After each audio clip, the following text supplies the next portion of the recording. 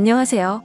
저는 올해 36살이고 자녀 2명을 키우고 있는 남자입니다. 처음 제 아내를 만나게 된 건 제가 29살 때입니다. 재수를 하는 바람에 늦게 대학교를 졸업을 했고 저는 생애 첫 회사를 다니고 있었습니다. 그때 당시 아내는 회사에서 비품과 영수증 관리를 도맡아 하던 계약직 사원이었죠. 그런데 어느 날부터인가 아내는 저에게 자꾸만 마실 거를 건네주는가 하며 퇴근하면 자신이 맛있는 걸 사주겠다고 말을 걸었었죠. 하지만 그때 당시 저는 만나고 있는 여자친구가 있어서 정중하게 거절을 했죠. 그렇게 시간은 빠르게 지나가던 어느 날이었습니다. 여자친구의 생일이 하루 앞으로 다가왔고 저는 몰래 이벤트를 준비하려고 여자친구의 원룸 자취방으로 찾아갔습니다. 그날은 여자친구가 친구들과 생일 파티를 하고 들어온다고 했기에 아무런 생각도 없이 비밀번호를 누르고 들어갔는데 여자친구는 어떤 남자와 단둘이서 바람을 피우고 있더군요. 저는 평소에 자존심이 너무 센 성격이었기에 그냥 별말 없이 준비했던 선물을 집 안으로 집어던지고는 뒤돌아서서 나와버렸습니다. 뒤에서 여자친구의 목소리가 들렸지만 저는 돌아보지 않았습니다. 정말 서로 좋아했고 충격적인 그 상황에 힘들지 않았다면 거짓말이겠죠. 하지만 도저히 용서를 할 수 없었기에 모든 연락을 피하고 저 혼자서 그 상처를 묵묵히 견뎌내고 있었습니다. 그런데 제가 그렇게 힘든 걸 아는지 모르는지 계약직 사원이었던 아내는 제게 매일같이 호감을 표시하더라고요.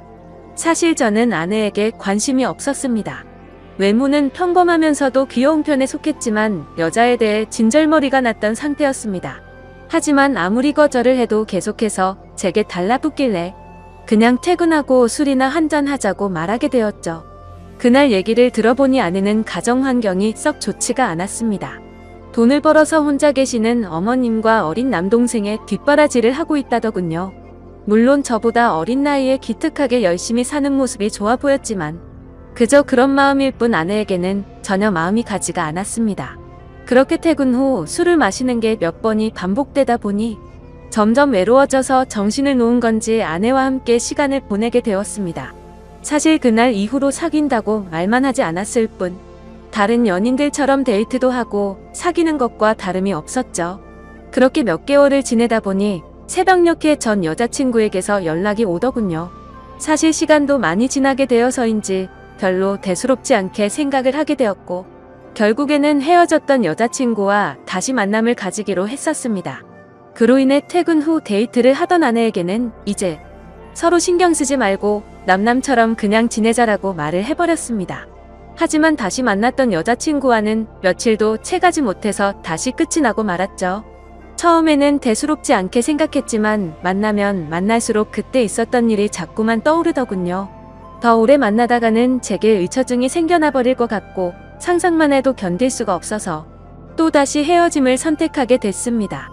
그러던 중 저녁 늦게 지금의 아내에게서 갑자기 연락이 왔습니다. 한참을 아무 말 없이 망설이더니 임신을 했다고 말하더라고요. 사실 그때 그 이야기를 들었을 때는 많은 생각이 들었죠. 정말 임신을 한 게 맞는 건가? 나를 붙잡으려고 지어낸 이야기가 아닐까라고 생각도 했고 별의별 생각이 다 들었습니다. 저는 다시 한번 확실하냐고 물었더니 확실하다고 하더라고요. 솔직히 그때 당시 아내에게는 정말 몹쓸 짓을 많이 했습니다. 물론 어린 나이는 아니었지만 갑작스러운 상황에 어떻게 이걸 해결해야 할지 몰라 저는 무작정 아내를 무시하기 시작했습니다. 정말 지금 생각해봐도 제가 너무 무책임하기 짝이 없었습니다. 매일같이 울고 불며 이야기를 했지만 저는 끝끝내 아무 말도 하지 않고 모르쇠로 일관했었으니까요. 그리고 눈물만 뚝뚝 흘리는 어린 아내에게 따뜻한 말 한마디도 한 적이 없었습니다. 그렇게 시간은 지나갔고 아내는 마침 계약직 날짜가 종료되어서 회사에 더 이상 나오지 않게 되었습니다. 솔직히 그때는 저도 모르게 안도감이 먼저 들더군요. 이제는 가시방석에 앉아있을 필요도 없겠구나 하면서 말이죠. 정말 지금 생각해도 저는 천하의 나쁜 놈이었습니다. 아무튼 그날이 있고 나서는 멘탈이 제대로 잡혀지지가 않았죠. 그러다 어느 날 친형과 술을 먹게 되었습니다. 이런저런 이야기를 나누다 결국 지금까지 있었던 모든 이야기를 털어놓게 되었습니다. 당연히 친형은 제게 욕부터 하더라고요. 결국에는 부모님 귀에까지 들어가게 되었습니다. 집에서는 난리가 났었죠. 아버지께서는 남의 자식 망쳐놓고 뭐 좋은 일 있다고 매일같이 술이나 마시고 다니냐고 엄청 화가 나셨습니다. 어머니와 친형까지 저의 행동에 엄청나게 비난을 했었고, 부모님께서는 집에 한번 데리고 오라고 하셨고, 저는 또 모르쇠로 일관했습니다. 하지만 어느 날 형은 제 휴대폰 연락처를 뒤지게 되었고, 아내의 연락처를 알아내어서 저를 제외한 가족들이 아내를 만나게 되었습니다. 그러고는 며칠 뒤에 저는 모르게 아내를 집으로 부르셨습니다. 저는 당연히 아무 생각 없이 친구들과 술을 마시고 늦게 집으로 들어갔는데, 제 아내가 집에 와 있어서 정말 얼마나 깜짝 놀랐는지 모릅니다.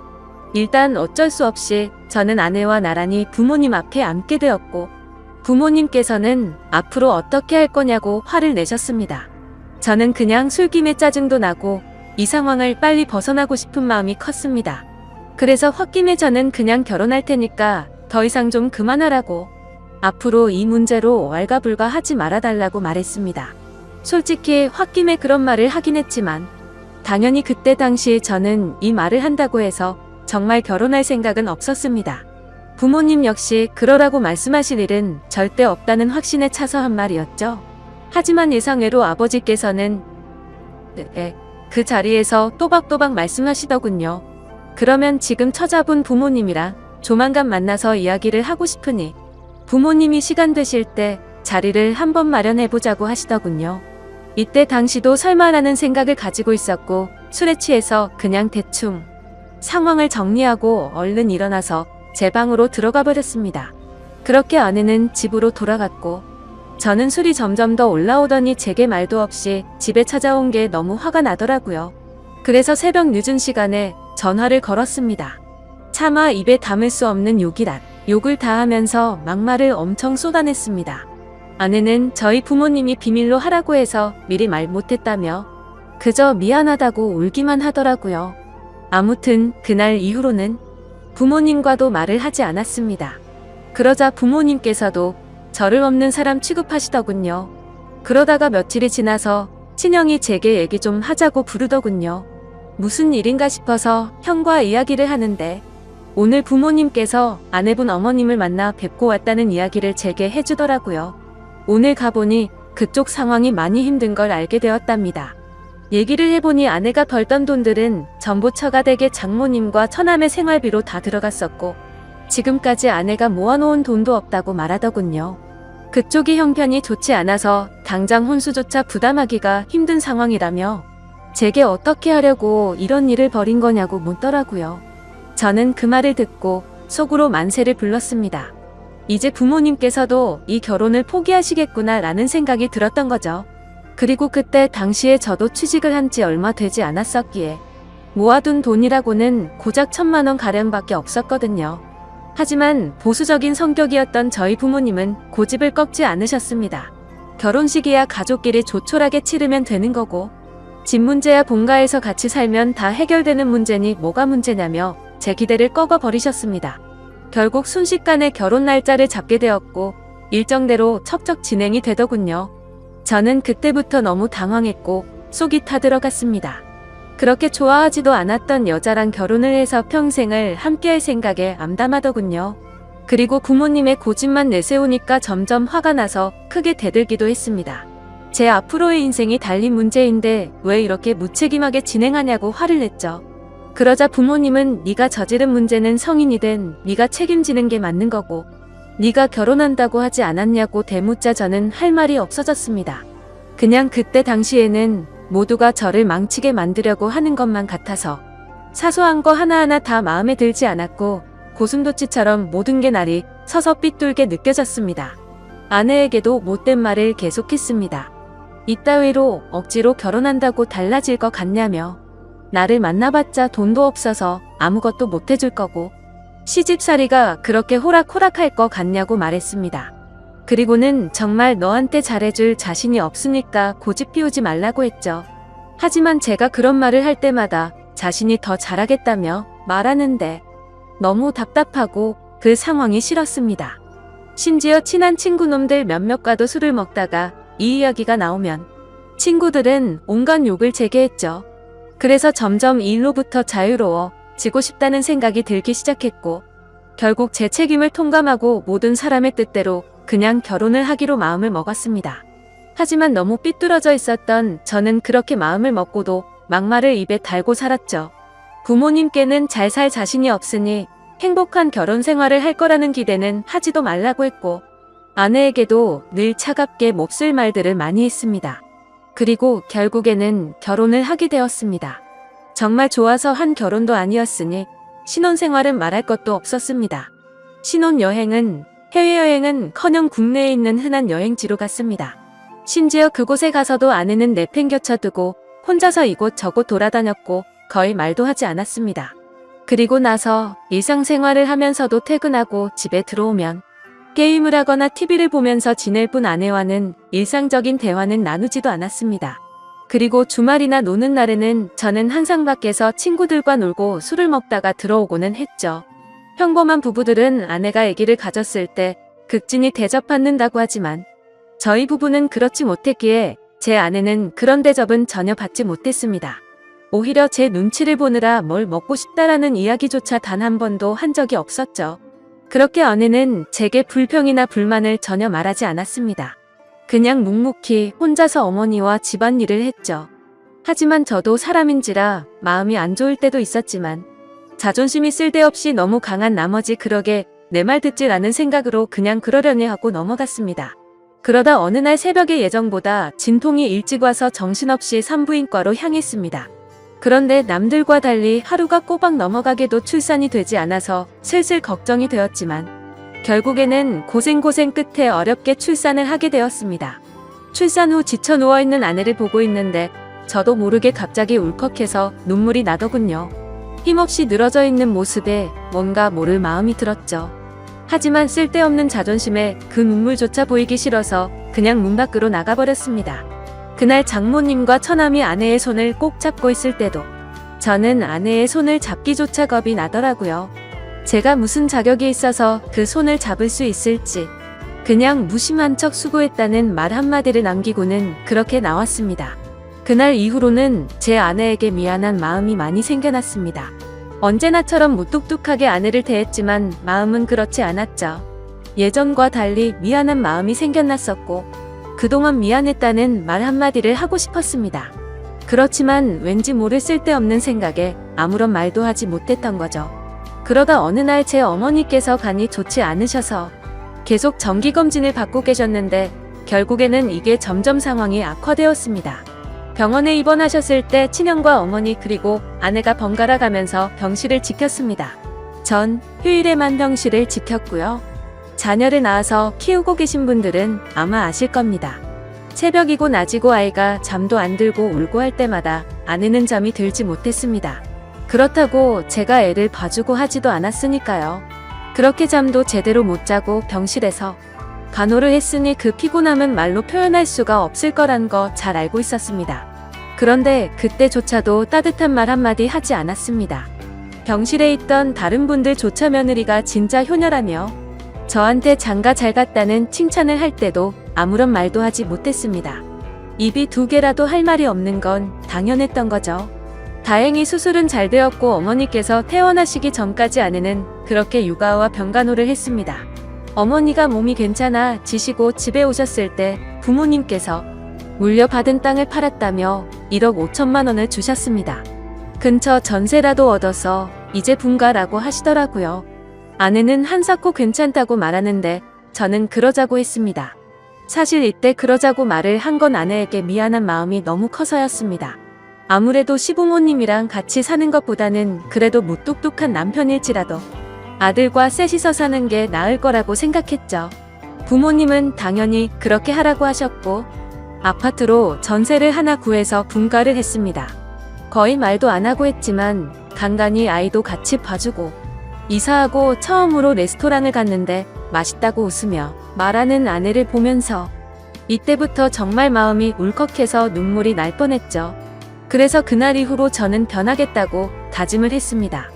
연애도 저와 제대로 해보지도 못하고 아이를 가졌을 때도 대접 한번 제대로 해주지 못했던 생각이 났습니다. 그리고 시집살이와 시부모 병간호까지 해왔는데 이제 와서 돌이켜 생각해보니 그 흔한 레스토랑 한 번을 같이 와보지를 못했더라고요. 미안하고 너무 미안했습니다. 비록 무뚝뚝하게 말하고는 했지만 이때부터는 그래도 나름대로 다정하게 대했습니다. 그러다가 장모님께서도 평생 겪고 계신 질환으로 많이 아프시기도 했고 처남도 중학생이라서 아내는 간간히 처가에 들려서 집안일을 돕고 집에 들어오고는 했습니다. 나중에 알게 된 사실이지만 장모님께서는 류마티스 관절염을 손가락 마디마디에 걸리셨습니다. 이게 집안일을 하거나 할 때 끔찍할 정도로 아프다고 하더라고요. 하루는 그런 아내가 너무 안쓰러웠고 장모님과 처남까지 마음에 많이 걸렸습니다. 그래서 저는 아내에게 말했습니다. 그냥 장모님이랑 처남 다 같이 여기서 지내자고 말했죠. 진심으로 한 말이었습니다. 그랬더니 아내가 이러더군요.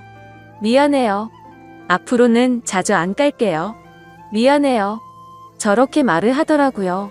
아내의 저 말 뜻이 어떤 걸 의미하는지 다들 아실 거예요.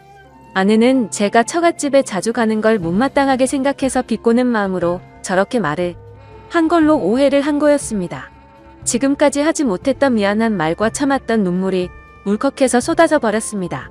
아내 손을 꼭 붙잡고 미안하다고 말하면서 애처럼 너무 서럽게 울어버렸습니다. 당황해하는 아내에게는 그동안 정말 미안했다면서 앞으로 살면서 그동안 잘못했던 거 천천히 다 갚을 테니 용서해달라고 정말 서럽게 울었습니다. 그리고 처음으로 아내와 오랫동안 마음에 있었던 많은 말들을 이야기했습니다. 그동안 잘해주지 못해서 미안했다는 말과 함께요. 아내 역시 눈물을 흘리며 그렇게 처음으로 서로 꼭 안고 같이 울었네요. 그 일이 있고 나서 아내가 장모님께 같이 살자고 이야기를 했을 때 장모님께서는 완강히 거절하셨습니다. 사실 이건 당연하다고 생각했죠. 사위라고 하나 있는데 자기 딸을 그렇게 서럽게 만들었는데 이 집으로 들어오면 얼마나 눈치를 줄까라고 당연히 생각하셨을 것 같습니다. 본가에 계시는 부모님께서는 흔쾌히 그렇게 하라고 허락을 하셨고 결국에는 제가 처가댁에 가서 장모님께 무릎 꿇고 사죄했습니다. 그동안 죄송했다고 앞으로는 정말 잘하겠다고 했죠. 그렇게 장모님을 겨우겨우 설득해서 같이 살게 되었습니다. 지금은 그 누구보다 아내만 사랑하고 전에는 상상도 못한 애교도 떨면서 그렇게 살고 있습니다. 세상에서 아내가 가장 예뻐 보이고 가장 사랑스럽네요. 집안일도 제 나름 열심히 돕고 있고 육아도 열심히 하고 있습니다.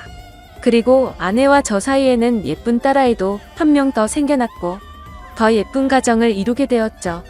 이게 제게 있었던 5년 전 이야기입니다. 지금은 장모님과 처남 그리고 제 아내와 자식들 이렇게 6식구가 다 같이 행복하게 살고 있습니다. 넉넉지 않은 형편일지 몰라도 휴일이나 주말이 되면 가능하면 가까운 곳으로라도 바람을 쐬러 다니고 있고요.